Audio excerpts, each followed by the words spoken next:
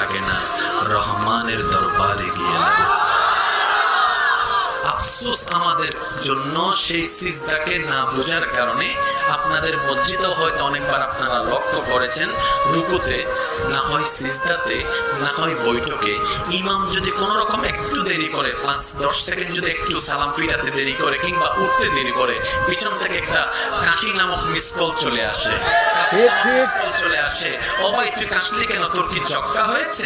বলে যে না, ঠান্ডা লেগেছে। না তো কাশলি কেন? বলে যে হুজুরকে একটু সিগন্যাল দিলাম। কিসের সিগন্যাল? বলে যে আমার 3 তাসবিহ শেষ হয়েছে। হুজুর আপনারটা শেষ হলে আপনি এবার তুলতে পারেন, আপনি এবার মাথাটা তুলতে পারেন, আপনি এবার মাথাটা তুলতে পারেন। হুজুর আমার তাশাহুদ শেষ হয়েছে, দরুদ শেষ হয়েছে, আপনার শেষ হলে আপনি এবার সালামটা ফিরাতে পারেন। কি রে ভাই, নামাজ তো মওলার সামনে দাঁড়ানোর একটা সুবর্ণ সুযোগ, নামাজ তো গুনাহ মাফের একটা জারিয়ার নাম, নামাজ তো